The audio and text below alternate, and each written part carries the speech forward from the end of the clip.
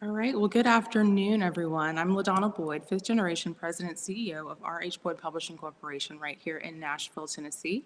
And I'm so honored and excited to host this event today. This panel is entitled The Reality of Black Women in Leadership. And right now, we're in such an interesting time in our history. We're kind of at the crux, if you will, of Black empowerment and women empowerment. And there's so much going on in our society that we felt the need to have this conversation today to just talk about some ways for not only each of us to empower other Black women, but also talk about self-care, talk about what this looks like for the future of young women and girls as well. So I'm so honored and delighted, and I will introduce our wonderful panelists in just a moment. But first, we will start off with prayer from Reverend Olivia Cloud, who serves as the Associate Editor of R.H. Boyd Publishing Corporation. Thank you. Let us pray.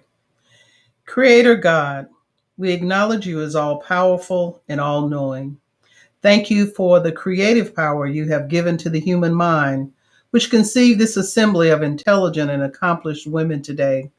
We invite the presence of your spirit to come into our midst and cover each panelist in the sharing of ideas and information. We pray for this gathering and for the information given and received, because, Lord, as we look at the history of womankind, we know that we've always played a leading role in the evolution of human events. But as the old commercial said, we've come a long way, baby. And we thank you, God, that you indeed have brought us from a mighty long way. We're no longer regarded as property or as afterthoughts in the creation. Indeed, you have created us by design with power and purpose. Now we are managers and directors and vice presidents and CEOs and scientists and engineers and physicians and attorneys and professors and pastors and making waves in every field of endeavor. Lord, but we are also wives and mothers and sisters and aunts and mentors. So we thank you for the blessings that come through the totality of who we are. And even more, Lord, we know by faith that you are not through with us yet. So we thank you that we can celebrate every aspect of our lives and our womanhood this month, but let us be in continual celebration of all you have created us to be. May we always be mindful that there are girls and young women ever watching us, looking for direction and purpose. Grant us the wisdom to model behavior that will guide them in ways that are pleasing in your sight. Thank you for the wisdom of the seasoned women in this event and the vision and enthusiasm of the younger women participating as well. May the fusion of their gifts and inspiration be a blessing to all who share in this experience. I pray in Jesus' name. Amen. Amen. Amen. Thank you so much, Reverend Cloud, for that wonderful prayer to start us off today. Before I introduce our panelists, I do want to provide a little bit more information about R.H. Boyd and why we're here today, because really the foundation of our company has always been based on giving a voice and empowering others. So my great-great-grandfather started R.H. Boyd in 1896, so this year celebrates our 125th anniversary. So we are so honored and so happy and so proud to be able to celebrate this dynamic anniversary of the founding of our company. And he founded it so that he could give an opportunity for the voices of Black Christians to be heard. He wanted to empower them to be able to control their own narrative and really be able to write their own dreams. And that's something that we continue to this day. So what brings us here today, as I mentioned earlier, is just kind of where we are in history, this intersection of empowering women, empowering Black and other voices of color as well. And the dynamic women that I have on this panel today have been a wonderful role model for all young girls in their passion, their intelligence, their career paths, and most importantly, the influence that they currently have over their communities and the opportunity to give there are open doors, if you will, for future generations to come. So with that, I want to start with Dr. Agenia Clark. Dr. Clark is the president and CEO of Girl Scouts of Middle Tennessee. Prior to joining Girl Scouts, she was the vice president of human resources for the Tennessee Education Lottery Corporation, senior director of human resources at Vanderbilt University, and worked in government relations, marketing, business ethics, and human resources at Nortel Networks, a multinational telecommunications corporation. Clark is a member and co-chair for Women Corporate Directors, the Tennessee chapter, where she's currently serving on the 2020 WCD Visionary Awards Selection Committee. She's also a member of the International Women's Forum, Nashville's Agenda, and is a member of the 2016 class of Leadership Tennessee and the 1996 class of Leadership Nashville. Next, Dr. Candice Storey Lee. Dr. Lee is a native of Madison, Alabama, and former student athlete at Vanderbilt. She's the Vice Chancellor for Athletics and University Affairs and Athletic Director. Lee is Vanderbilt's first female athletic director and the first African-American woman to head an SEC athletics program. Lee has served as an integral leader at the university and in athletics for almost 20 years, and most recently serving as deputy director of the program, a role she was appointed to in 2016. She has also served as the department's senior women administrator since 2004. In 2019, Sports Business Journal named Lee to its Power Players College Sports list, which recognizes individuals who have distinguished themselves as some of the best thinkers, problem solvers, and deal makers in college sports, and they will play a distinctly important role in its future. Next, Brittany Cole. Ms. Cole is the CEO of Career Thrivers. She lives by the motto, every experience is an opportunity for continuous improvement. She is a TEDx speaker, personal branding coach, leadership consultant, and author of the new best-selling book on resilient leadership, allyship, and empathy in communication, and it's entitled Thrive Through It. Through her own losses and experiences as a former commercial leader in the healthcare industry, Brittany has learned what it means to navigate change, challenge, and loss by thriving through it, and she encourages and equips professional and entrepreneurial leaders to do the same. Brittany is a graduate of the University of Tennessee, Knoxville, and studied strategies for building and leading diverse organizations at the Harvard Kennedy School. She is also a member of Delta Sigma Theta Sorority Incorporated, the National Association of Women Business Owners, and serves on the board of the Arts and Business Council of Greater Nashville, is a mentor with Pathway Women's Business Center, and is a speaker coach for TEDx Nashville. And also Dr. Stephaine Walker.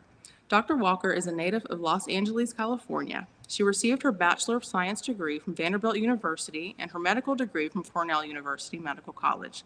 She completed her residency in pediatrics at the Children's Hospital of Philadelphia in 2004 and a fellowship in neonatal perinatal medicine at the Children's Hospital of Los Angeles. Afterwards, while a Harvard University Commonwealth Fund Fellow in Minority Health Policy, she completed a Master of Public Health degree with a concentration in health policy and management at the Harvard School of Public Health in 2007. Dr. Steph is the First Lady of Mount Zion Baptist Church, a best-selling author, and a senior director at Beauty Counter. So as you can see with these wonderful bios, these ladies are truly, and we are so honored to have them on board today. So with that, I'm going to kick it off with an individual question for each panelist, and then we will have an open discussion. So the first question for Dr. Clark. Since taking the position with the Girl Scouts of Middle Tennessee, how do you envision the idea of leadership to be defined for the young ladies that you currently serve? Hello, and thanks to everyone.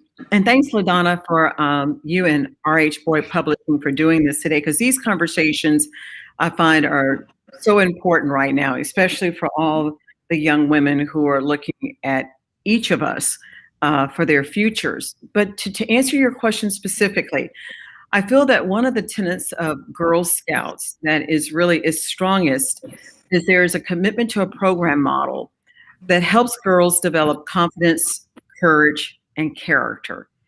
To me, those are characteristics that any child, if we can help them develop that, then I think that we're making a significant contribution to what their futures can look like. The difference is the places that they now have the opportunity to exercise those characteristics. There was a time that may have been limited to just the inside of their Girl Scout troop, but now those opportunities are everywhere.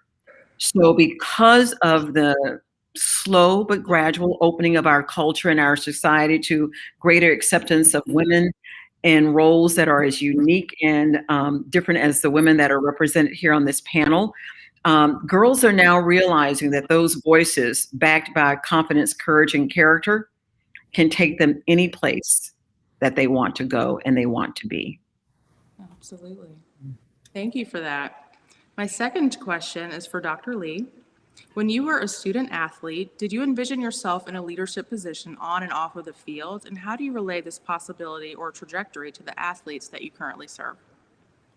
First of all, thank you very much for having me, and really an honor to join this group of fantastic women. So thank you very much for including me.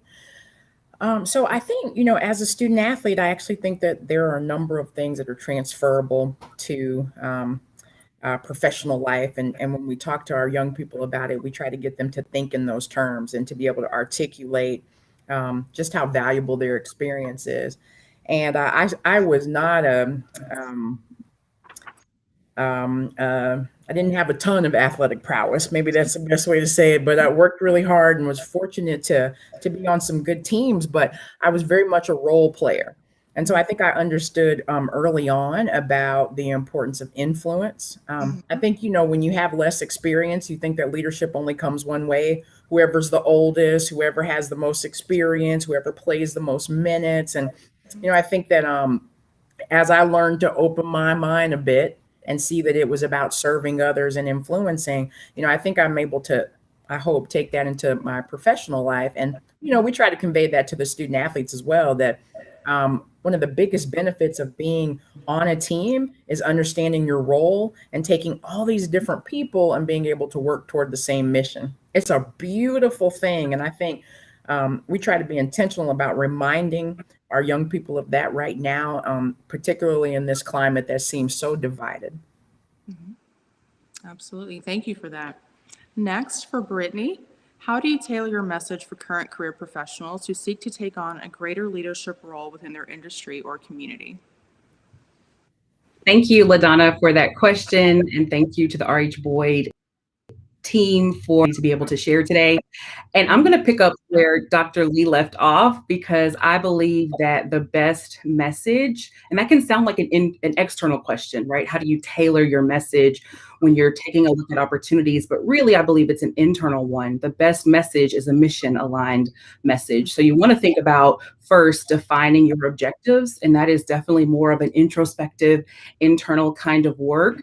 And a quick way to think about that is I like to coach clients about thinking through your visa. So your VISA, it's everywhere you want to be. So what are your values? What are your interests? What are your skills? And then what are your abilities or your gifts? And then you want to tailor that mission aligned message around that. And then that becomes the way that you speak about your objective to whether it's get promoted within your organization or transition out into a new organization. Fantastic. Thank you for that. And for Dr. Steph, your introductory question is, you have held a number of leadership positions, especially with influence over youth, children, and young adults. So how do you encourage young girls and women to pursue leadership roles amongst their peers? Thank you. Thank you, LaDonna. Thank you for allowing me to be a part of this awesome panel of amazing women. I mean, we've just started, and I mean, already they are, kicking knowledge out there. And so I would just say, as a first lady, as a physician, as an entrepreneur, but also as a mom, this question is so poignant, and it really hits home for me, because for me, in this very, social media driven world, it's so easy for young people to want to look left, look right, and try to be like everyone else. And so for me, my message of leadership to the young people are be you, be authentic, be imperfect, be everything that God made you to be, and own it and walk in it. I truly believe that everyone has a purpose, and God has an assignment with your name on it. And if you're busy chasing someone else's assignment or trying to be like her or him or them, then you will miss the purpose that God has in store for just you. And so for me, this is something that is not just, for women who are like us, but all the way down to any child who can understand that they are fearfully and wonderfully made, and, be the person that God clearly made you to be, because there's something great in store for you just by being you. Thank you. So you've said some wonderful words. I was just writing down some of those underlying things in all of your responses. So of course, teamwork, being mission oriented, sticking true to your individuality and your authenticity, as well as walking in your own purpose. So like you said, Dr. Steph, already in the first few minutes, these are already very relevant and important nuggets of information. So thank you, ladies, for that. So I just want to get some of your feedback just regarding some of the biggest challenges currently facing women leaders in regards to success, goal achievement, but most importantly is that self-care and that internal feeling of self-worth. That's open for anyone.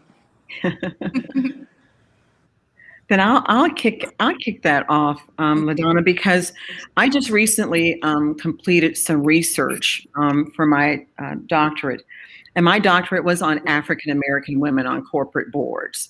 I became really fascinated by that subject simply because there was an organization that went into existence about 10 years ago for the purpose of increasing the representation of women on corporate boards. Mm-hmm. Well, guess what? They achieved their mission, but I was stunned that the representation they achieved did not really represent women that looked like us. Mm-hmm. So it's like, how could you be successful at your mission when the representation was primarily only white women? So that's when I became interested in the subject. But to answer your question, what I learned from my research, from talking to these amazing women who represent less than 2% of women of color who serve on corporate boards, what I've learned is that we have already been ready. We have always been prepared. There's no reason we are not there. But what have been the barriers? That was sort of the baseline of my literature review and the theory behind that. And I know none of you will be surprised to hear the answer. But the one answer I did get is the one answer we can control.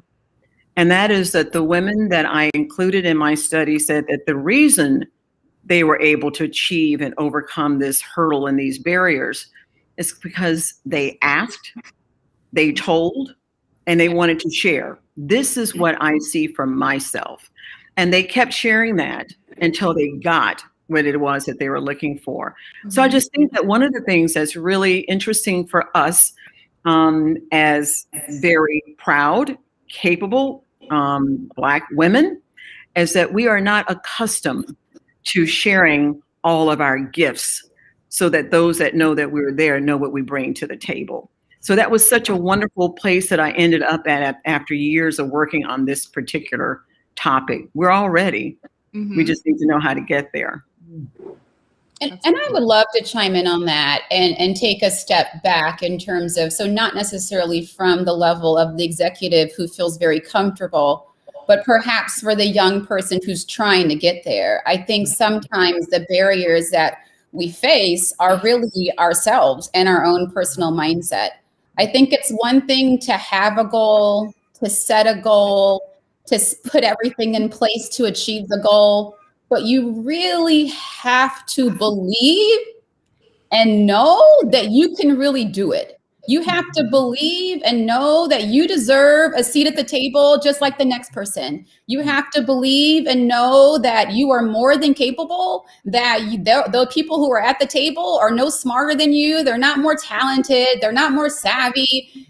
They just got there first, you know? And so it's not a matter of if you will get there, you will get there. It's just a matter of time and being able to identify those people, those resources, those communities that can help you climb that ladder. Because I think what a lot of people do is they look at women like us and they make the assumption that we got there by the elevator or that we were born with silver spoons in our mouths. Not understanding that many of us scraped and tripped and fell and made tons of mistakes, but we had mentors and we had community and we had people who also paved the way. So I'm who I am, not because I did this by myself or not because I was the smartest person in the room or not because I was the most talented, but because the grace of God, but because of other people who helped lift me there. And so I think for many of us here, I'm pretty sure that we all sort of go by the guise of, lifting as we climb, because we recognize that at the end of the day, yes, we're here, but we might have been the first people who look like us in whatever job or, area that we're in. But if we're the last ones that look like us, then that's a tragedy, right? Like making sure that we're able to lift as we climb, that we're opening the doors, kicking the doors wide open for others who are listening and who do want it. So. Wow. And I would add to that challenge, what I see oftentimes, particularly in the corporate space, is this challenge of trusting our voice. Mhm. And so I think oftentimes the challenge with trusting our voice that I observe is sometimes it's not that we don't trust our voice, it's that we really don't know what it sounds like, because we spend so much time looking at what other people are saying or thinking and almost trying to mimic that, as Dr. Steph said, the elevator to success, when really it's about tapping into your authentic voice and knowing that your voice is at the center of your power. Like, as a believer, I know that we know that, but sometimes I think we don't bring that into the professional setting to say, if I sit at this table and I don't speak up, it's almost as if I'm not here.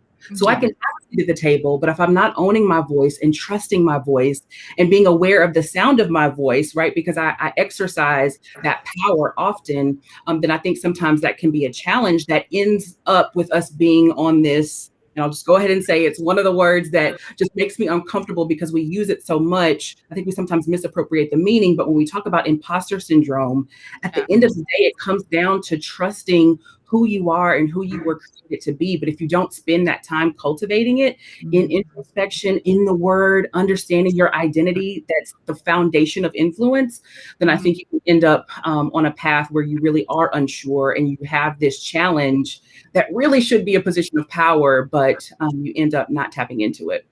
Love it. Wow. That's good. Yeah. So I wrote down just kind of the three of the underlying things. Like, I like love and hate the term imposter syndrome because it's so real. And I think it's so important to just acknowledge that oftentimes the doubts that you have within yourself, it literally is just that imposter syndrome telling you, no, you can't do it, but it's not actual and factual. We have to have confidence in ourselves and our abilities and just go after what we know we're called to do. Love the two words, gifts and voice. And it's great what you said, Brittany, about we don't know what that voice sounds like sometimes. So how did each of you figure out, or how was it brought to your attention, if you will, of what your voice sounds like and what are your gifts? What is it that you bring to the table on a daily basis? You know, that's hard to do that self-reflection sometimes. Well, I mean, I'll answer that. I mean, I was one of those individuals. I didn't know.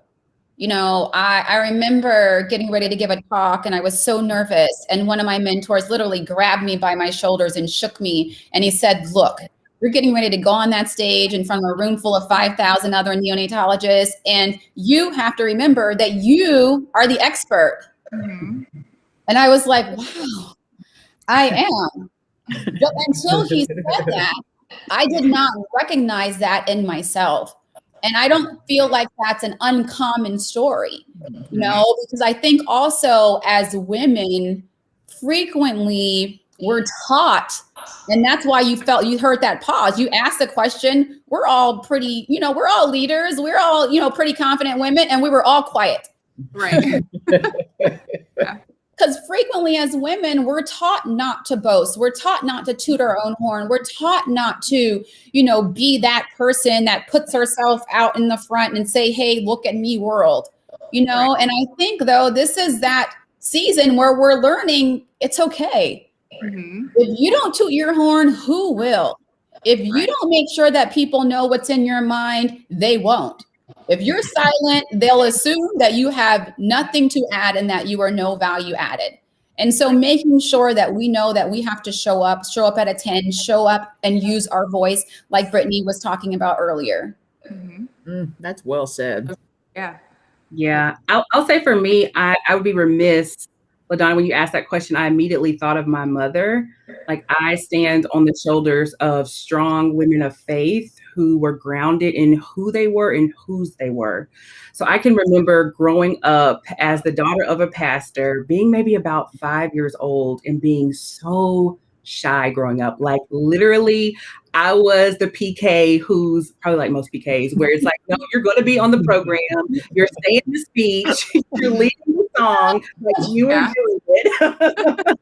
And I can remember one Easter, like vividly, yellow dress, white collar, lace socks. And I had this cutout of a sun on my chest. And I was the sun play who wasn't going to shine because I was boohooing. And I remember my mom looking me in my face out in the foyer and saying, you are going up there and you are going to say your Easter speech. I know that you know it and you know it well.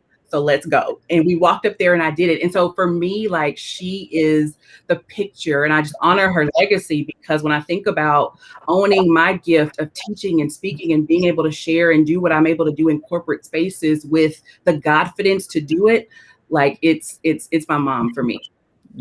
Wonderful. And like every time I see you, I see you in yellow, and even your book cover is yellow too. So I think you've embodied with that shine, and you are now the sun. So yeah, that worked very well for you. I do want to ask just about the importance of faith. So how do you feel that your faith journey has impacted your position right now in leadership, and how did that just impact your confidence to be able to even step into your power? You know, LaDonna, when you asked the last question, I was reflecting on that, about the first place, hearing my voice and having the opportunity to do that. And I do believe for many of us, it was, at least in my case, it was in my church. That was where we did those Sunday Easter speeches. That was the day that whether you got up there and you either knew your lines or you didn't, and you did not want to be the kid who didn't. Right. But I found that, you know, you talk about the role of the church. It is a very powerful influencer into what we become, I think. Not only just from an introspective faith perspective, but it is also the place that gives us what I call opportunity. Right. As a child. So it was that opportunity to serve in roles in my church that I would not have gotten any other place, because it was a community. As you grow up, while you're developing their faith, they're developing faith in you, and they're depending on you to be there for whether it's Bible study or whether it's at Sunday service, and they're depending on you to play important roles that makes the church a community. So, Brittany, I love listening to that description, because I know we all remember Easter Sunday, those outfits, you know, but I just really think that about hearing your voice and that whole place that you have an opportunity. I think our churches play a huge role in that still to today. What we've got to do a better job of is making sure and helping every child get there and start that experiences as young as they can, because there's such a grounding and foundational and introspective and spiritual part of our lives that if we have that voice, then it does help us manage, as Dr. Walker said, the ups and downs and all the other parts of our lives. Yeah, I think that's right. And I would just add that, just very simply, it would be difficult for me to think how I would be navigating day to day all of the nonsense without faith. I just really don't know how I would do it, you know, given that there are so many things outside of your control, and so many things that sort of can serve as constraints, right? Or and obviously, like, our perspective is important, but like sometimes it just doesn't make sense. And you just have to be, you know, you have to believe in something greater and be driven that way. And I just, some days, I mean, I certainly don't begrudge anyone who, if faith is not a guiding principle for their life, but I mean, everybody at Vanderbilt knows it is for me, because I'm not quite sure how you would get through some of the things without it, just being very honest. Right. Absolutely. And I want to go back to Dr. Clark said, or just the idea that was relayed just about church being a community, and you know, it's a place where we are empowered, especially as kids. Like, that's where you learn oftentimes to have public speaking skills, have leadership skills, and you know, just historically, it's one of the first places where just the Black community could be empowered and actually have a position, could be a deacon or a pastor or a mother of the church, especially, you know, in a world that doesn't always see us. You know, you might, you know, just have a, you know, typical day-to-day job Monday through Friday, but then you're able to have this position of leadership and authority on Sundays.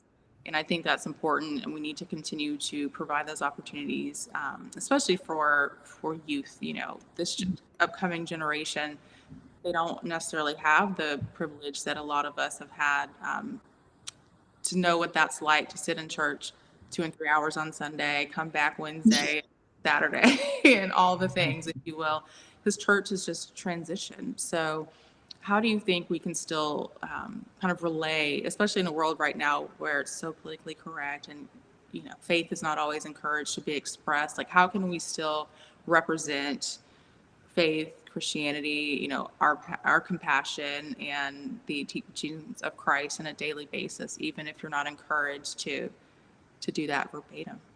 Mhm.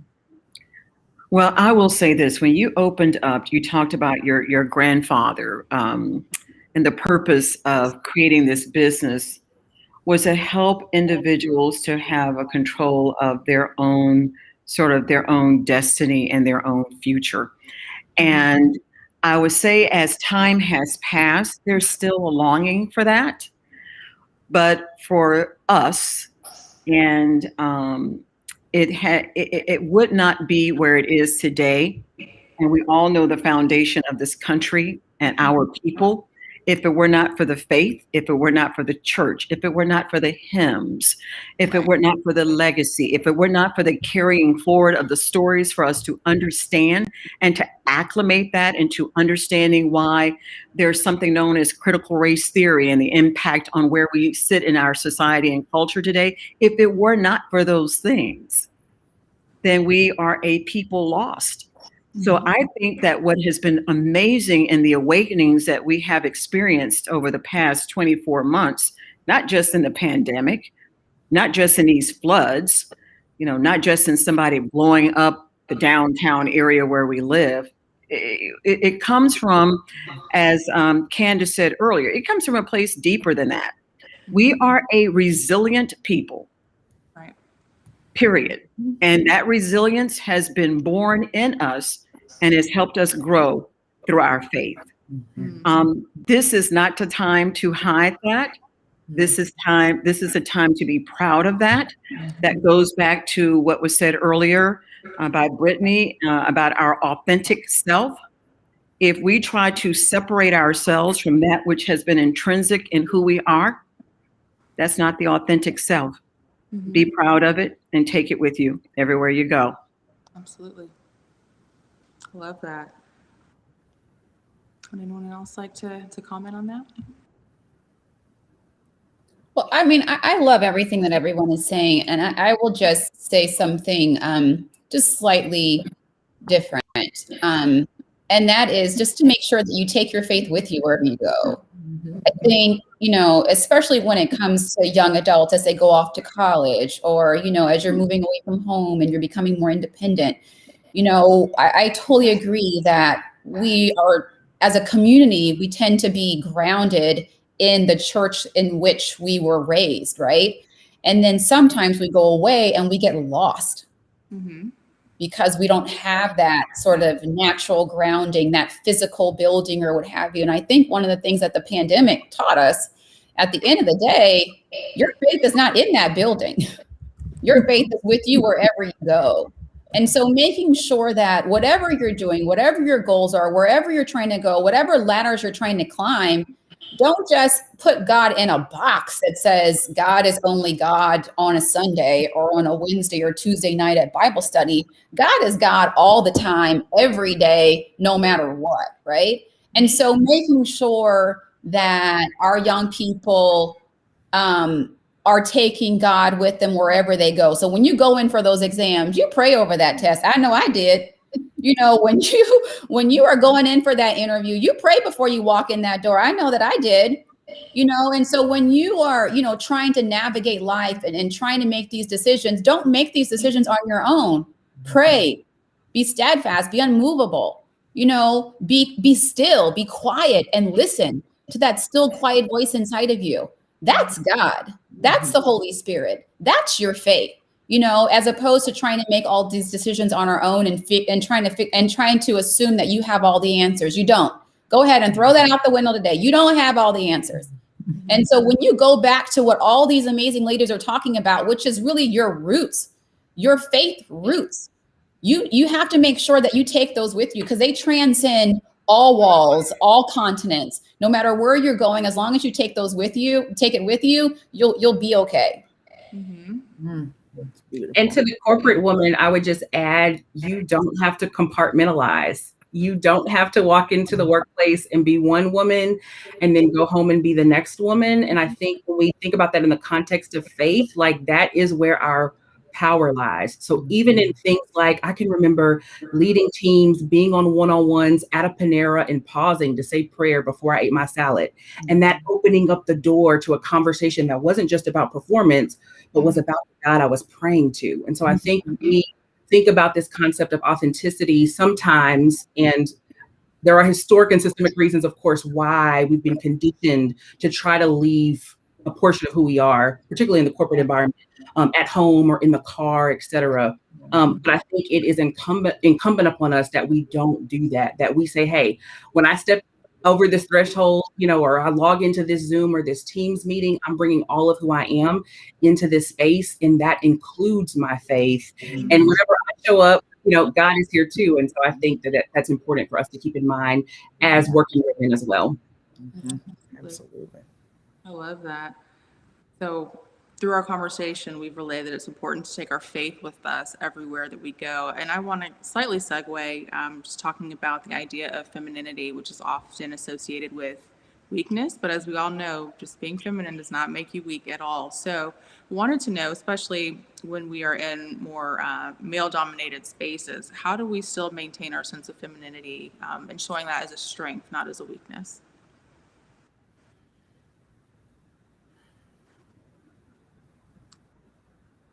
And I can kind of just give some of my feedback. Of course, being in the community of faith, it's still very male dominated. So when I became CEO, I oftentimes had questions about, well, how do the pastors respond to you and things like that. And I always thought that was like such an interesting question. Like, why do you think they would respond to me?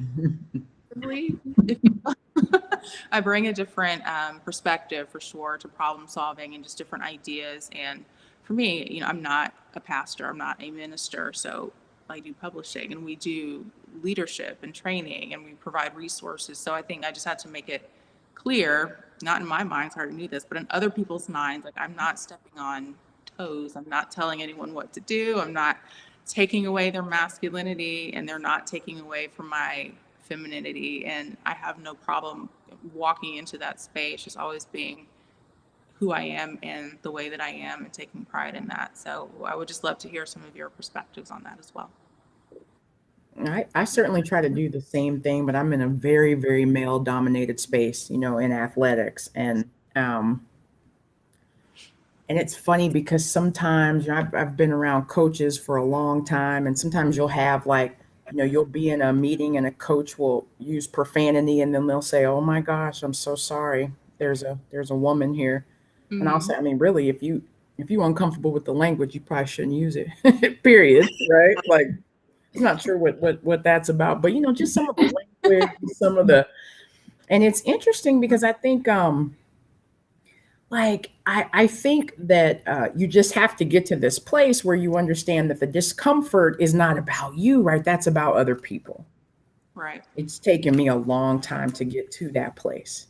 But and some of it is you have to, I don't know that you can fight every single battle and be outraged by every single thing you hear. Because if so, then it will derail you from your to-do list and your purpose, because there will be so many things. But I do think that there are times when it is so glaring that it can become a learning moment. And I think you just have to kind of call out some of the things. And I think for the most part, people are responsive. But, the reality is that we still have a long way to go. But I know it's important that, in our respective spaces, if we're going to create more opportunities for people like us, there's some things that we have to withstand. In no way am I saying not to operate with integrity and address things that are important, but some of it just can't all be important. Some of it you just have to. And so I think that's something that as younger women talk to me about, getting into the profession, and I've noticed that that's something that we talk a lot about, right? So how many things am I going to get outraged by today? And I actually think it's something I'd love to hear you all speak about, because I think that there is a balance to strike, but you still want to be true to yourself. Mhm. So anyway, I didn't mean to throw another question in there, but Well, I think what you're referring to is just picking your battles, right? Like Mhm. we're all in the positions that we're in respectively. We know that our jobs are never done. You know, when you walk into a room, there's always a laundry list of things. But again, and like Candice said, important things are important. And some things are not to be dealt with today because I have a focus and I have a mission. And if I derail myself to focus on X, Y, and Z, then this can't be done. And I would argue that as women, I think we're actually better equipped to do many of these things because we, you know, whether, you know, we're constantly juggling multiple things. I think we're better listeners. I think we're more empathetic. I think we are extraordinarily good at, you know, being able to see both sides and being more compassionate and understanding or what have you. And I believe that that is value added to any boardroom, to any C-suite, right? Yes. And so, yeah, I just, you know, I was going to go on this rant, but I'll pause there. Let me just say this. Let me just say this. Like, I feel like this is so important because, you know, we're in this environment. Well, now that, you know, diversity, equity, inclusion is being pushed to the forefront.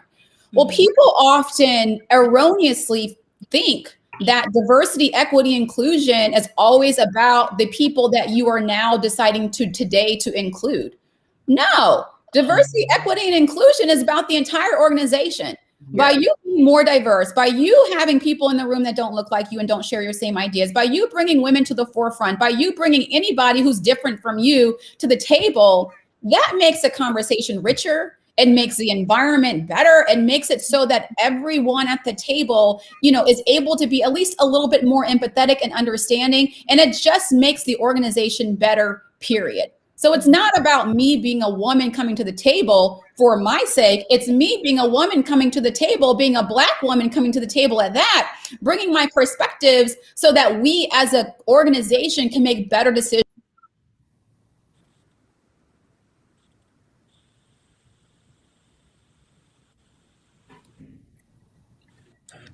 I'm happy to jump in here. I think Dr. Steph may have frozen. Oh, there she's back. Apologize for that. But what I was saying was, you know, it's about me coming to the table so that we can have a richer conversation and so that we can have a greater output so that we can serve our community better by making sure that we're more inclusive in terms of the things that we're bringing to the table. Mm-hmm. Right. Absolutely.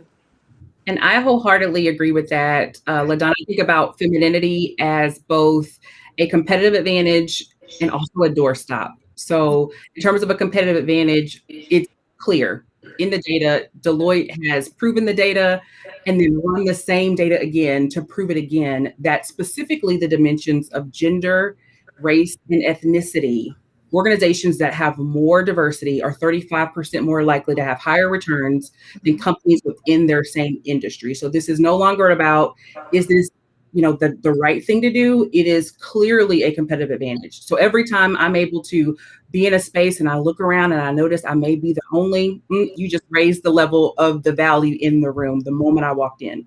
The second thing though, I think about is that it's a doorstop. So the fact that I'm in the room, I'm not here to just be the only in the room, but I'm also here to ensure that the door stays open so that more women, more diversity are able to come in. And I think when we think about, you know, our femininity and owning our womanhood, like own it. I own the fact that I love fashion. Even when I worked in New York, super corporate, everyone wore black, gray, white, earth tones. I'm like, I'm rocking my yellow, I'm rocking my red and my pink. This is me, and I'm bringing the authenticity into this space, but you own it, and it immediately becomes a differentiator for you. And from a business perspective, every business is trying to differentiate themselves in the market. So the mere fact that you show up with your femininity, with your authenticity, it automatically does that for you. And then as you own that, you have the chance to leave the door open for more women like you. Love it. Awesome. Absolutely love it. Yeah. So I do want to just pose the question. Oftentimes there are the common misconceptions that people have about women in leadership, especially talking about equity and diversity in the workplace. So how can we combat these misconceptions and again, make sure that we are empowering younger women and making it a safe space for them to aspire to enter?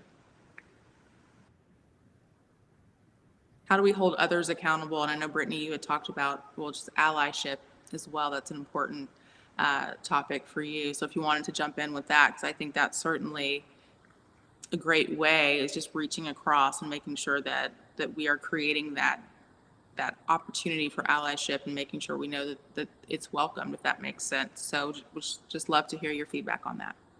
Sure. Well, I always try to lead, and we have at Career Thrivers have built an entire curriculum around differentiating intent from impact. And so oftentimes when you're in corporate spaces, particularly around the topic of diversity, equity, and inclusion, we hear a lot of really good intentions. And at the end of the day, the work isn't about whether or not so-and-so meant to microaggress their colleague. It's about the fact that they did.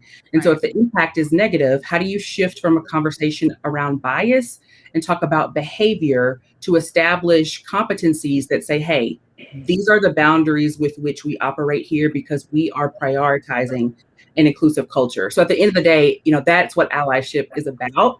Your intentions and your beliefs are great, but let's talk about the action. And so we really try to lead with that. I think in terms of misconceptions, I think one of the ones that really stands out is just that, sometimes, particularly in the corporate environment, senior leaders can think, particularly men, that women aren't risk takers.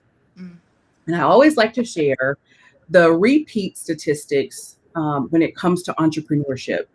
Starting a business is one of the riskiest things. Some people say, like, you're crazy if you decide to jump out there and start a business. And if you look at the demographics for the last 5 years, Black women specifically have been the leading demographic of starting businesses within this company or within this country. And women make up 40% of small owned businesses within the US. And so I think when you think about, is the question really about women not being risk takers or being not being confident, or is the conversation about the conditions that have been created within this organization that don't allow women to thrive? And that becomes the conversation and the point that we really try to focus on to move the conversation from one about diversity. Diversity is a 1990s conversation. The 2021 conversation is about equity, and it is about that question.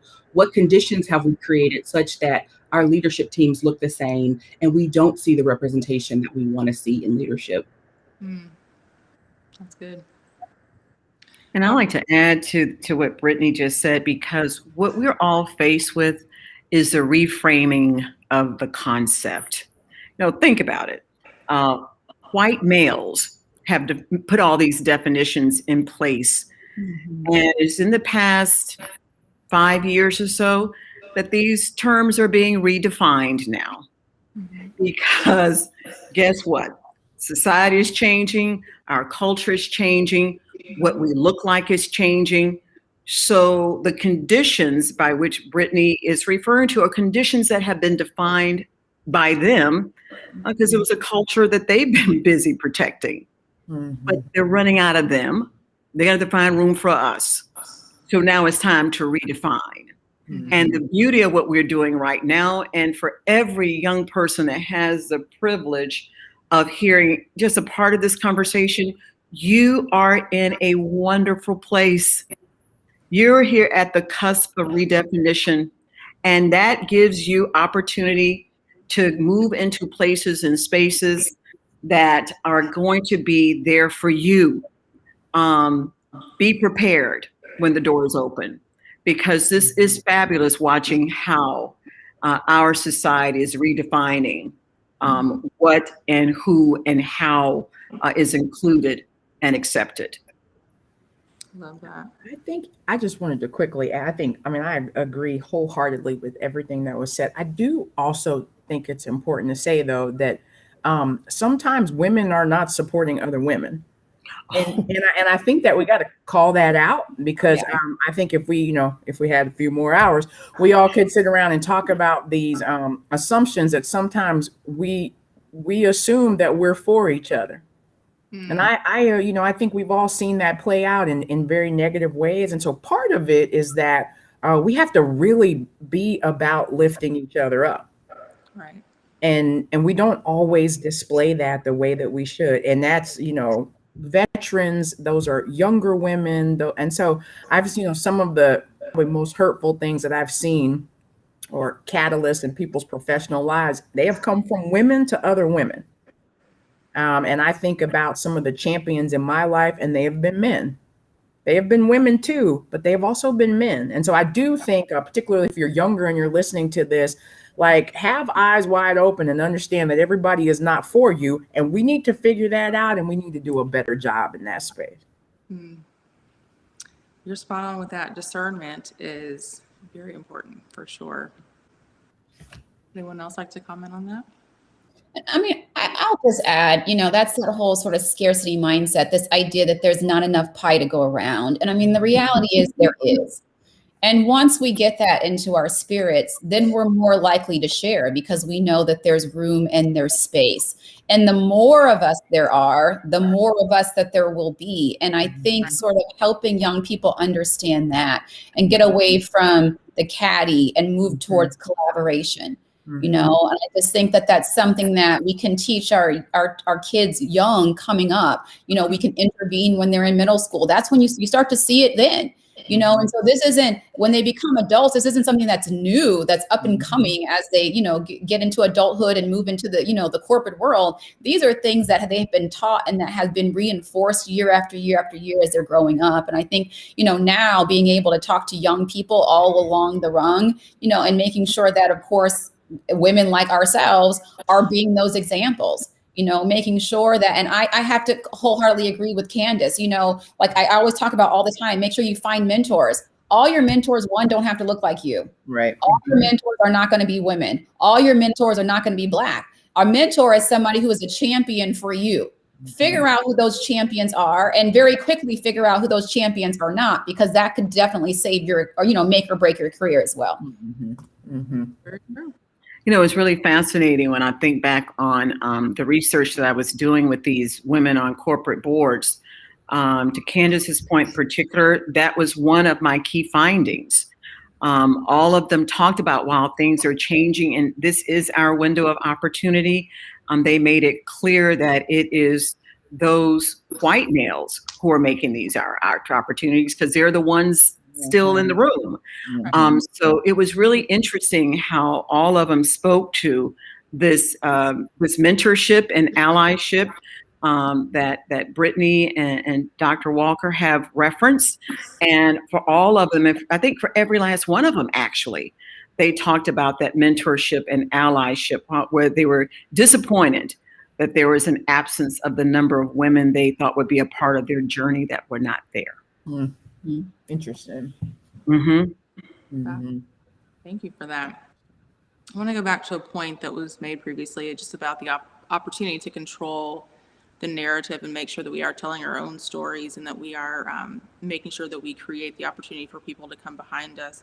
I want to talk about the importance of just imagery. So for young girls, seeing Black women in certain positions, certainly with, I think of like Vice President Harris, like just seeing that has been phenomenal, and seeing other women in powerful positions of leadership. So can you just talk about just the importance of seeing that representation? And certainly, Dr. Clark, I would love to hear just the perspective of those young minds that you're working with Girl Scouts. And I will tell you, in that regard, in many ways here in Middle Tennessee, we have a very unique history. So in the culture and world of Girl Scouts, before Girl Scouts of Middle Tennessee integrated this council, there was a phenomenal Black woman named Dr. Josephine Groves Holloway, who was not going to wait. And so she got access to the founder of Girl Scouts. She got her training for her, and she started Black Girls and Girl Scout troops here before the council ever thought of integrating.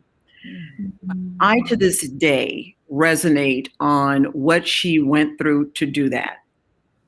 Because as a child, I was enjoying a Girl Scout council in my community. But you know what? In order for that to happen, it didn't happen by accident.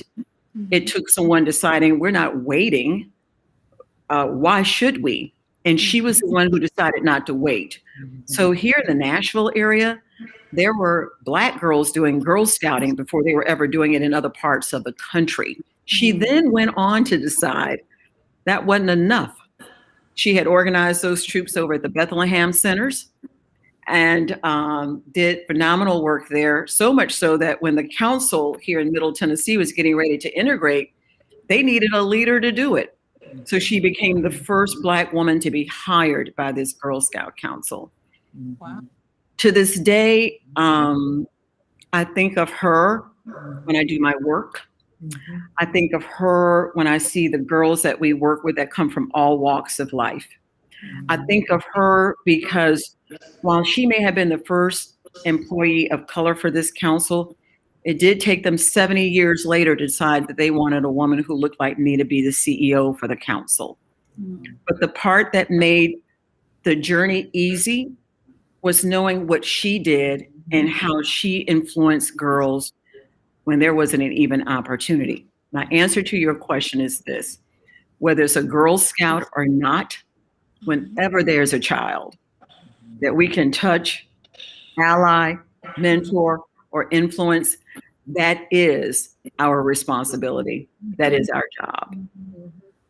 You're absolutely right on that. Would anyone else like to comment? I would love to just hear some of your hear about your mentors as well as other Black women that you've seen in positions of influence. I would say, clearly we're just talking about the fact that representation matters, right? Because it shows what's possible, and I think just thinking about like Black women in particular, I feel very fortunate to be in my role as the first Black woman in the SEC as the athletic director. But the first Black woman at this level to be an athletic director, her name is Carla Williams. She's at the University of Virginia, and she's been there for 3 years. And when I was a student athlete, Carla worked at Vanderbilt, and she was the number 2 person. And I just remember understanding, like, I knew from being around her, she was amazing. And I knew that it did not surprise me, even if I couldn't articulate it, that she would lead an organization really of any kind, because she's brilliant. But I could see that was possible. And then she leaves Vanderbilt and she goes to the University of Georgia. And then she ultimately becomes the athletic director 3 years ago. And I remember when she was named just being really emotional about it, because like, you knew it was possible. And like we all dream, but like when you can see it, it makes a difference. And it's always just very humbling for me to walk across campus or even walk in our department, and the young women in particular think it's just so cool to have a female AD, and because they know it's possible. And that is, you feel the burden to make sure you do a good job for yourself, but also so that there can be a second and a third and a fourth and a fifth. But it is very humbling. It's very humbling because it makes a difference. Absolutely. Would anyone else like to comment on that? I'll just share from an entrepreneurship perspective. I've had similar experiences, and a woman that comes to mind for me is Marshawn Evans Daniels, and just seeing the way that she owns being a businesswoman, that she owns and openly expresses being a multimillionaire revenue generator, and being comfortable, I'll say specifically, and I think this hits for women on a lot of different, across industries, but being comfortable talking about money. She has definitely elevated just my capacity in that area of talking about our P&L at Career Thrivers, knowing what it means, being comfortable in those kinds of conversations, but even in the corporate sector, getting comfortable talking about salary negotiation and all of those sorts of things. And it was seeing her operate her business and also to be transparent enough to share her numbers. And I think that hits back when it comes to just women being better allies and partners for other women, being transparent about the ups and downs of business and career has definitely been a game changer for me that I'm really grateful for. And I'll just close out by sort of this avenue of the conversation by just saying, for me, it's a laundry list of people, of women especially, that I've looked up to, whether I've personally known them or not, obviously from, Michelle Obama to, Oprah Winfrey to, now, Kamala Harris and all that she's got going on. But then also, my mentors in medicine, Dr. Deanne Lisby, who was a neonatologist, and that's why I'm doing what I'm doing today. But I think ultimately I would say my mom. You know, she was a woman. She had 7 children. She had high school diploma. She did not go to college, but she started a business, and they're thriving. You know, she put all of her kids through school. They have built generational wealth, all from just hard work, dedication. And as her kids, we are products of that. We're products of watching them grind, watching them work hard, get up before the sun gets up, comes up in the morning, and not even come home until the sun goes down, and year after year without complaining, sacrificing constantly, and being able to say, hey, you guys are going to be different. You guys are going to have more. You guys are not going to have to worry. You can do anything that you put your mind to. I believe in you. It doesn't matter what anyone else says. If you want to do it, you can do it. You want to be a doctor, you go be that doctor. If you want to be, my sister's is the CEO for Bob Johnson's real estate, investment trust. She's the only African-American female of a publicly traded entity on the New York Stock Exchange. And so here we are walking in these shoes, but as a product of the women who have come before us. And I think it's just so critically important that, and I know we all have said this on this, on this forum here, but to give kudos where kudos is due, because we're not tall because we, have tall statures. We're tall because we're standing on the shoulders of so many women who have paved the way, before us, and have sort of knocked down those pillars and opened those doors. And I love what Brittany said about, a door stopper. I love that term, and being able to do that, not just for, our own family or our own children, but anyone who's watching. And I think that's also the key, as a leader, whether you want to be a role model or not, you are. Whether you see people watching you or not, they are.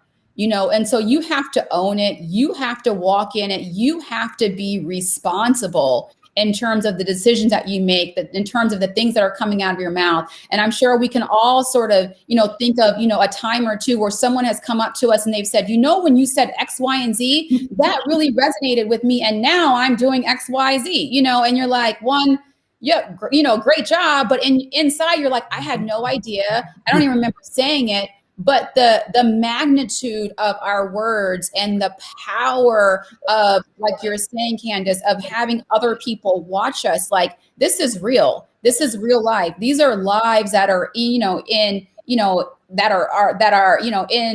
following us, and so understanding the influence that we truly have by being leaders, I think is so critically important as we move forward into the future. Mm-hmm. Absolutely. That's fantastic. Well, thank you. This has been so good so far. And I want to encourage everyone that's watching to make sure that you drop your questions in the chat. If you are viewing on our website, make sure that you just click the video title and that will take you to our YouTube page. You can send us questions through YouTube and Facebook. So please make sure that you are doing that. We will take a quick break and we're going to play our brand video to give you more information about RH Boyd. Then when we come back, we will answer some questions from the audience.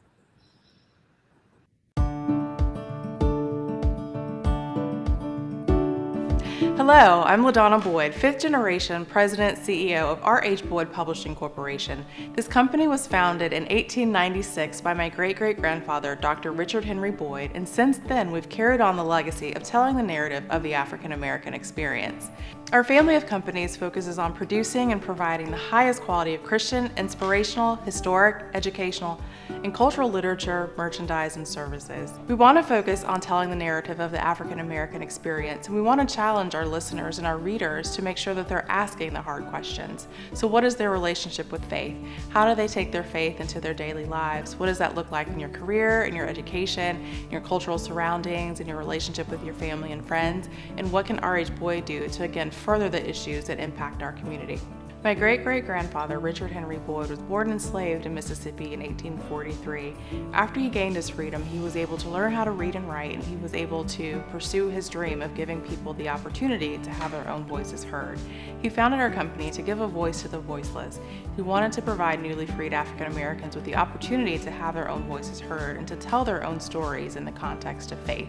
And that's something that we continue to pursue to this day. Through our family of companies, we provide curriculum titles for all ages, music resources including our best-selling hymnal, author services through RH Boyd Publishing Corporation as well as Torchbearer Press, We also provide commercial printing opportunities, and our Vision Conference is a leading event that focuses on Christian education, civic engagement, scholarship competitions, women's ministry, and a lineup of internationally known speakers and entertainers. More than 100 years later, we still take great pride in being storytellers, and we want to encourage our community to be modern-day griots and find value in their own stories. We also want to encourage conversations as well as having clear and strategic vision by providing useful resources.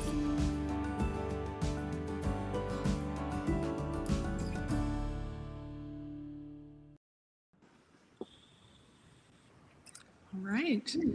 Well, welcome back to everyone. We have received a few questions, so definitely excited to answer those for you.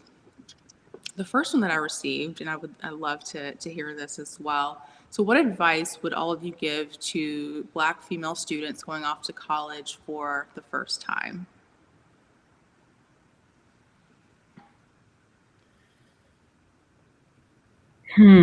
Go with an open mind. I don't know about the others on this panel, but I went off to college thinking I was going to major in one thing and came out having majored in something else, and have no regrets about that. But to me, the privilege of going to a university, it's not just to secure a degree and to walk away. It's all that you're going to learn. It's all that you're going to learn from taking classes that you never thought you would. It's all that you're going to learn from sitting next to people you have never seen before, and understanding how to work with them, and also get some insight into how the world really does look different outside of our doors, but that doesn't mean that we can't be a part of it.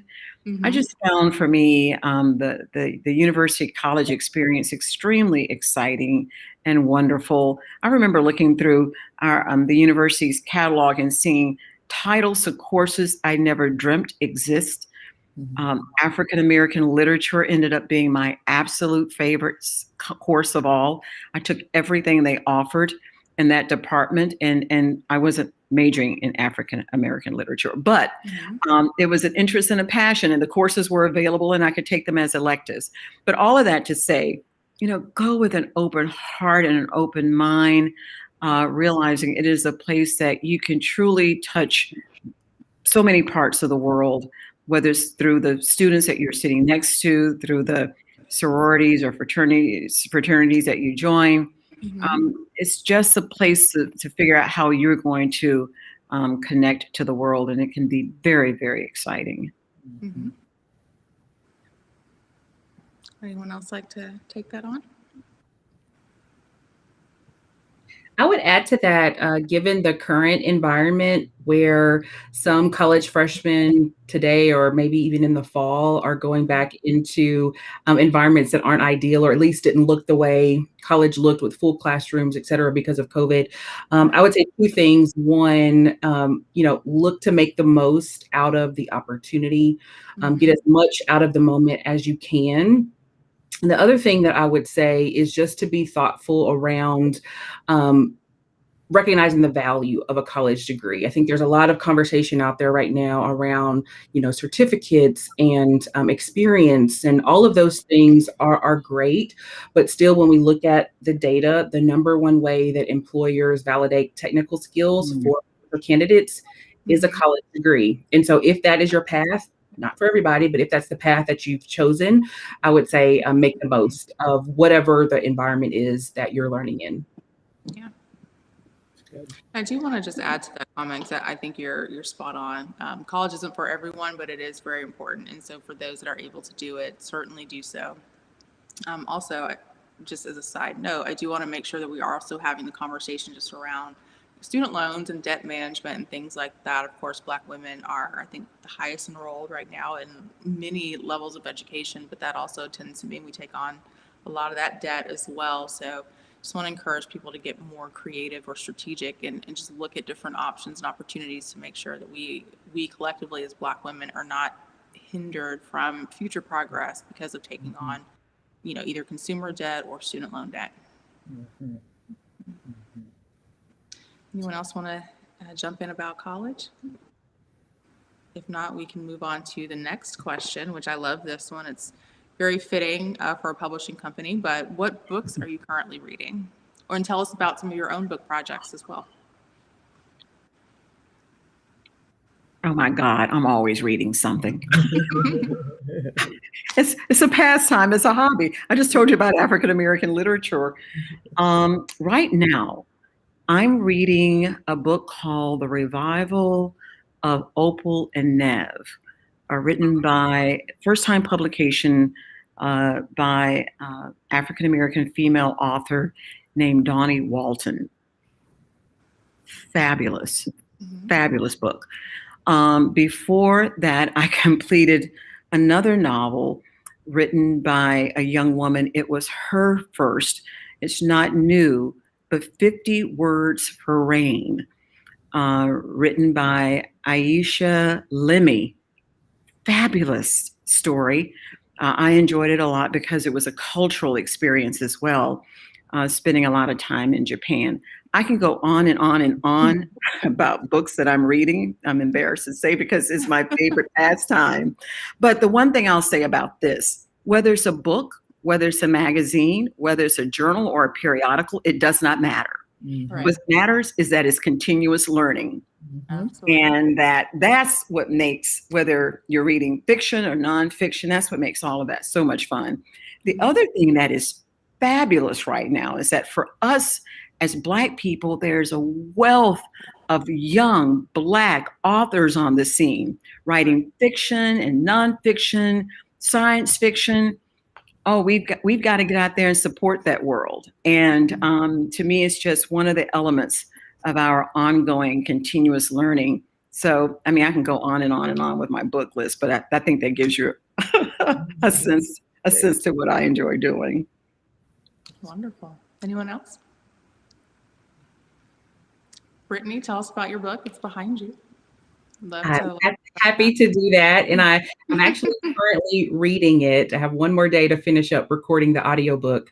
So it'll be available on Audible very soon. And I'll thrive through it.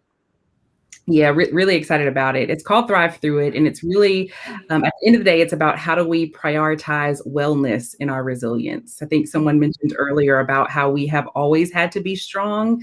And I think sometimes when we prioritize resilience through this lens of how quickly can we bounce back after a change, challenge, or a loss, it can put us into living in survival mode. And we put on this cape and this mask as women, and we show up in these spaces in a way that we really are not feeling inside. And so I think when it comes to prioritizing our mental and emotional well-being, real resilience, as I call it in the book, is about how do we extrapolate the lessons from loss to journey forward with authenticity, purpose, courage, and joy. So I'm currently reading that, but I would also be remiss if I didn't share 2 additional books that I think are phenomenal for Black women from a career perspective. One is called Expect to Win by Carla Harris. She's what I call a distant mentor of mine. I've only met her once in person, but she is absolutely brilliant. If you have not seen her TED Talk on sponsorship, so differentiating between a mentor and a sponsor, highly recommend it. She's phenomenal. And then also Marshawn Evans Daniels has a faith-based book called Believe Bigger, Discover the Path to Your Life Purpose. And it will completely transform your mind around this hot topic of purpose and how we navigate every day living our purpose, and not thinking that purpose is about a career necessarily or a destination, but knowing that we embody purpose. And so we bring purpose to every space that we step into. So highly recommend those 3 books. Nice. Wonderful. Thank you. Anybody else? Dr. Steph, can you tell us about just your journey as an author as well? Oh, well, I mean, so sure. So my husband and I have written a book. It's called Becoming Couple of Destiny. And I think it was a project that was near and dear to us, mainly because it was us, for the first time sort of, being as transparent as you can be, in a marriage where you're sort of unveiling, it all. And we really just talked about how, God brings 2 people together for a purpose much greater than yourself. It's really all, in marriage, It's not necessarily, bringing together two history, two people, two corporations, but it's a collision of two histories, and really understanding what that means, and giving people, and giving each other the space and the grace to grow, understanding that everyone walks into a relationship with baggage. No one's, somebody might have 10 bags, but I know we all have at least one, you know what I mean? And so being able to understand that, being able to walk through that, full of, comedic, input as well. You have to have a sense of humor to be married and stay married. You have to have a sense of humor. We take ourselves and we take what we do very seriously, but you can't take yourself seriously, and to be able to share, to be transparent, to help couples, young and old alike, sort of make that move in terms of, having, safe and having, healthy and strong marriages. One comment that I would like to make, though, is something that Brittany mentioned in terms of her book, The Thrive. And so, one of the books that I'm reading right now is about essentialism. It's called Essentialism. And the chapter, I see Candice over there nodding, like the chapter that I would love people just to hone in on is the one that talks about protect the asset. And the reason why, to me, that's so important, especially in this season, is that as women, as leaders, as African Americans, we're being pulled in so many different directions, either to be that representative, or, your kids are calling on you, or your kids are at home, and you're the cook and the cleaner and the cafeteria lady, that, you're doing it all. And you're trying to be the wife, and you're trying to, be the mentor, and you're trying to fulfill, all your other job obligations. And the reality is, when it talks about protect the asset, it's talking about that asset being you, your mind, your body, your spirit. I mean, at the end of the day, we continuously pour out, and we look up and our cups are frequently empty. You have to figure out, as a leader, as someone who's growing, as someone who's seeking to be a leader, how do you fill your cup? What are those things that fill you? What are those things that make you happy? What are those things where you can have an outlet? Because at the end of the day, if you don't take care of you, there's no way that you can, one, take care of the people that you're assigned to take care of, that you can, one, fulfill the purpose that God has in store for you. And then two, like, you can't even do that regular job that you're assigned to do every day. And so making sure that we're not just putting everyone else's priorities, in front of ourselves, but making sure that number one priority being God, and then that next priority being yourself. Because if you don't take care of yourself, guess what? No one else will. So good. I kind of feel like I need to make sure I answer this question too, so people know that in athletics we read. I just want to make sure people know that, because that was really beautiful what everybody said. But I was like, okay, I don't answer every question, but I want to stand up for the athletes. Essentialism was life changing for me. So what Dr. Walker is talking about, it is just fantastic. So I certainly recommend that. Some of the women in our department, we're reading The Likability Trap. And I don't know if people are familiar with that, but it talks about the challenge that we face as women leaders in trying to, it's almost like you're forced to choose between being likable and being competent. We're supposed to discuss it tomorrow, and I'm only on chapter 4, but I think that I have given you what is like the summary. It's the summary of it. And then earlier this week on campus, so, it was virtual, but there was this amazing speaker from Rutgers, a professor named Brittany Cooper, Dr. Brittany Cooper, and she wrote a book, Eloquent Rage, and maybe people know that book. I had not heard about it, but highly recommend it. It was amazing to just hear her talk about sort of flipping the angry Black woman stereotype and turning it into a source of empowerment. And then finally, I am reading Bishop Walker's book on leadership and loneliness, which is speaking to my life right now. So it's so good. Fantastic. Well, this has been wonderful, ladies. I certainly do appreciate your time and your expertise. And I'll just give a final question for all of you. And I would just love to hear, I know we've talked about self-care a few times throughout, but what do you do for your own self-care, and just what do you like to do for fun? And then, just as your closing statement, just tell us how can people continue to follow or stay in contact, or some upcoming projects that you have as well. So whomever would like to kick it off is welcome to do so. So for fun, read. Oh gosh.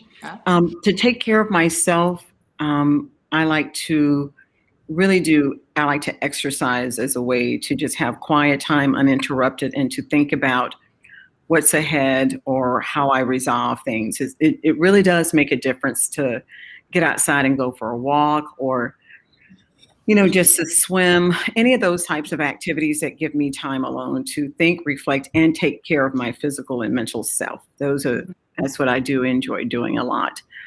And then finally, just for thoughts and tips, I think that everyone here is just giving great nuggets of wisdom.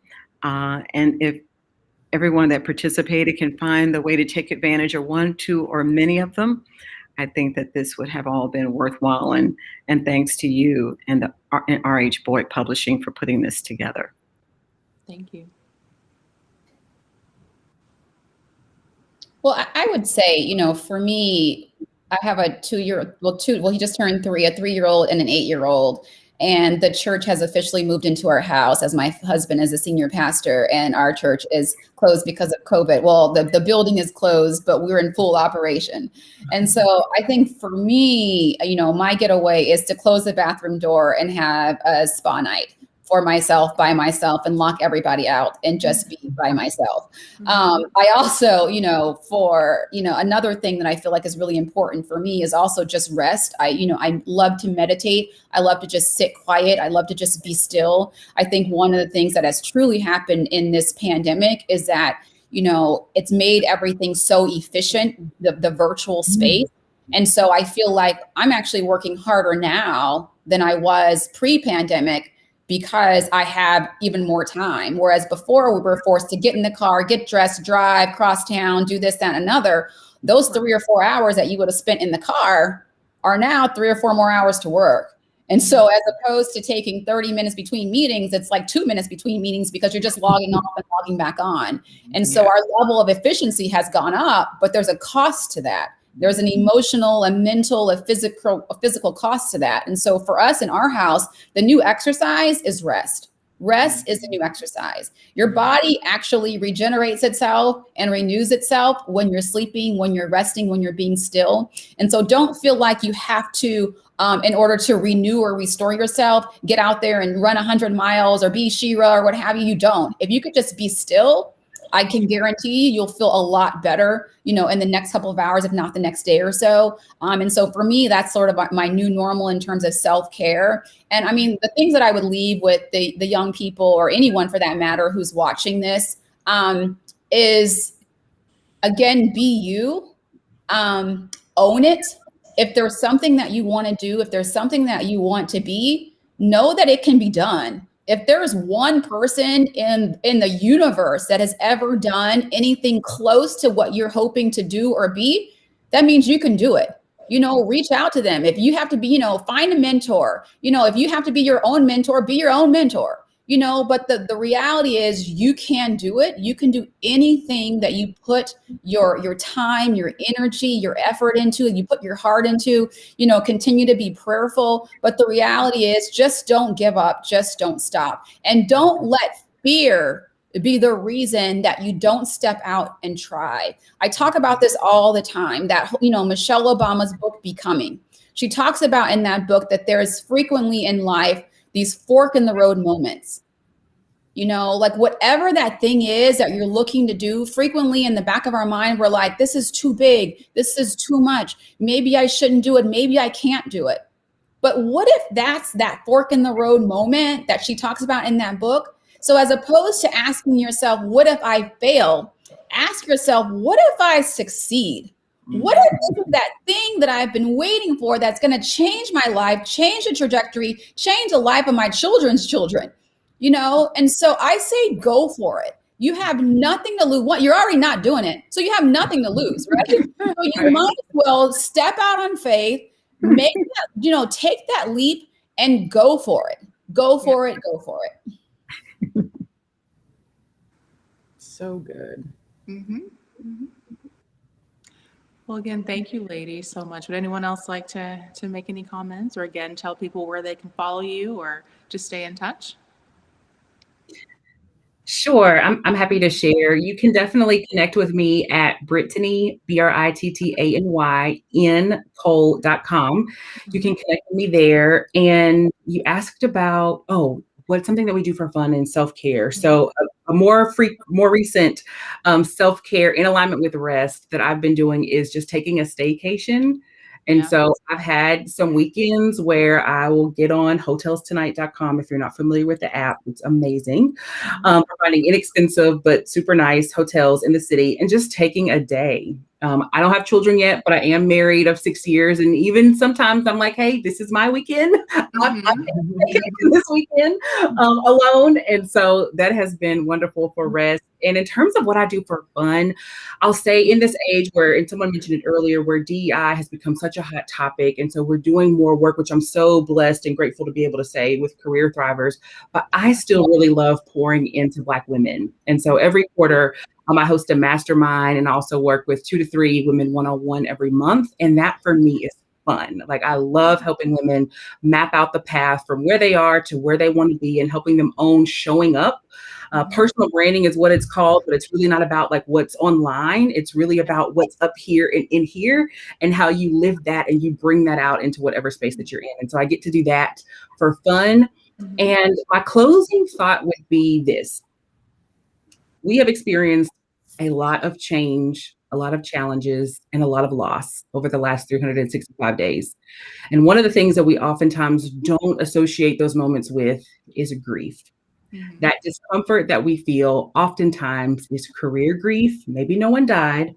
And so when those moments happen, right, how do we go from just figuring out how to get over it to really prioritizing how do we thrive through it? And so I would say make the time to sit down and really process, acknowledge what you're feeling, name it, and find you a great accountability partner to be able to share that with, whether it is someone that you have access to or an investment that you make in yourself through therapy. Beautiful. Well, I mean, I'm happy to close us up. And I would just say, and I apologize because I have to run to another meeting, but I would say, I've been asked a self-care question a lot and I don't have a good answer for it. And that is very telling to me.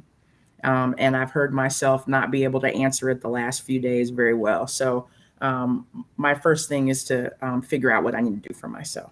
And so perhaps I'll report back. But I would say in terms of I enjoy just spending time with my family. I love this idea of rest. I'm going to look into that. That sounds wonderful. So I'm going to take that on. And then, I think that I don't have these profound words, but I would just say that, we have the opportunity to be encouraged and uplifted by just the people in our presence. And so this was an hour and a half of time where I probably took more notes than I spoke, but we have the opportunity to learn from everyone. And so just it's great to have a point of view. It's really important that you're confident and you have a perspective, but make sure you leave room for humility so you can keep learning. And I just think that's important for us always. I really very much appreciate it. Thank you. Wonderful. Well, thank you, ladies. This has been fantastic. I certainly do appreciate all of your time and your insight, and you've dropped some wonderful gems for all of us to take back and to work on. I do want to also thank the RH Boyd team. They're on the back end. You can't see them, but they're the ones that made this all possible. So thank you for that. Also, just check us out on our website, www.rhboyd.com. Check out our YouTube channel at RH Boyd Publishing Corporation. Check us out on social media at RH Boyd Co. And also take a moment to register for our leadership conference that will be held June 16th through 18th. It's virtual this year, and you can register at visionconference.org, and we'll be in person in Nashville in 2022. So go ahead and sign up for updates for that. So again, thank you, and looking forward to future events and continuing this much needed conversation. So everyone take care, and we will see you soon.